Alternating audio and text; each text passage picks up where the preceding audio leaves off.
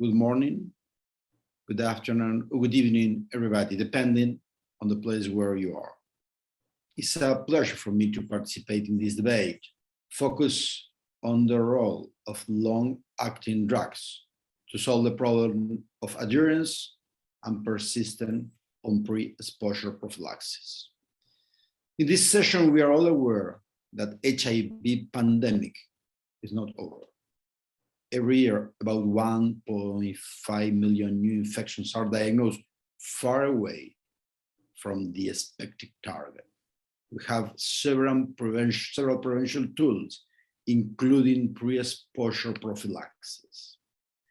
And this very well-known slide summarizes the results of the randomized clinical trial, assessing the role of oral TDF-FTC versus placebo to prevent HIV infections. And based on this result, international regulatory agencies and scientific societies approved the PrEP and also recommended it. However, from the beginning and from the results of this study, it was very clear that efficacy and effectiveness was associated with adherence. You can see when adherence was really high, particularly among MSM, the efficacy was high. On the other side, with low adherences, no efficacy at all. And that was observed in two huge studies conducted in sub-Saharan Africa among high-risk women. FUNPrep and boys PrEP show no efficacy of this combination of oral drugs due to the low adherence. Those are results of the randomized clinical trials, but what happened in the real world? We can see that about after 6 or 12 months of starting PrEP, only 50% of subjects are still on the program. And that's what I see in my everyday practice in my office. Patients or people suffer pill fatigue and they stop taking the pill. So fortunately, we have new options, long-acting agents, including cabotegravir, that may be administered every 2 months with an injection. And I will share a few data of two studies, the 083 among MSM and transgender women, and 084 among high-risk women.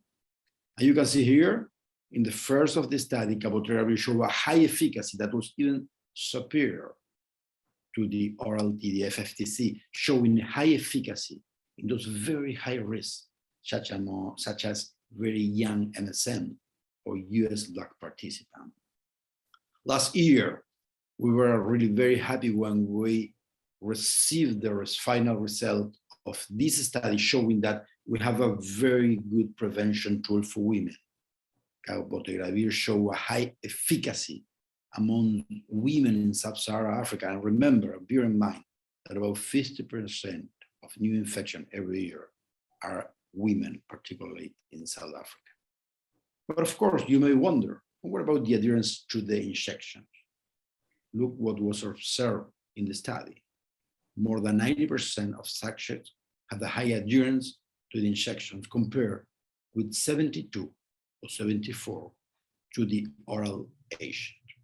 Of course, we cannot talk about the real world experience with cabotegravir because it was recently approved by FDA, but we are aware that several groups of the community have shown a high interest in this new option. Of course, oral options such as TDF or TAF-FTC have pros and cons, but remember, requiring daily adherence, that's a big problem. Cabotegravir not only was superior to the oral option, but doesn't require daily pills. Definitely, PrEP is a great prevention tool for people at high risk. In the world, PrEP uptake has been low, and we expect that new option, non-daily PrEP, including long-acting cabotegravir, has the potential to expand PrEP uptake, improve adherence and persistence. And so, of course, PrEP must be affordable. Now, let's listen to Alessandra Ramos. She will give us the community perspective.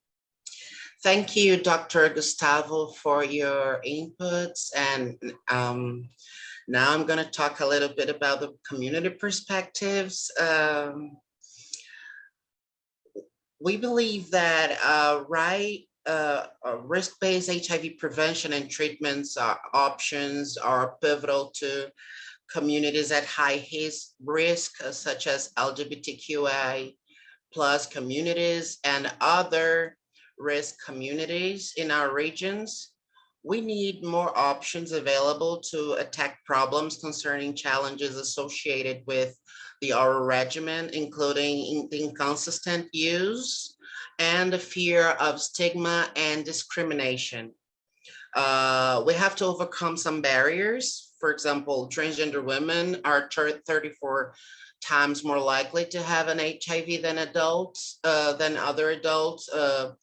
Of all the new HIV infections in the world, 2% were among transgender people, and gay and MSM 18% have an 18% prevalence among the age of 18 to 30. They're the most vulnerable populations in our regions.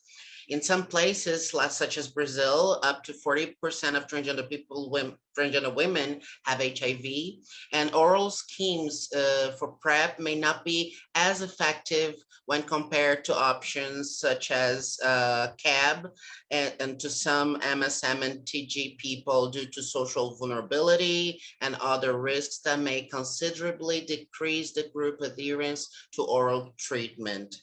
And among those risks, we can say that to enter an HIV-related health service or being seen with a bottle of ARV are among them.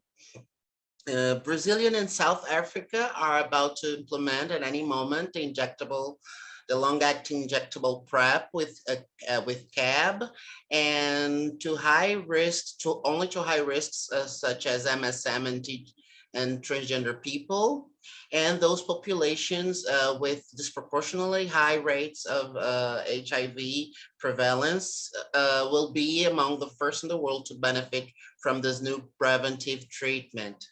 Injectable PrEP and other long-term acting drugs will be an unprecedented achievement for the field of HIV and prevention, and a powerful strategy that can really make a difference in controlling the HIV and AIDS pandemic. Thank you so much for paying attention.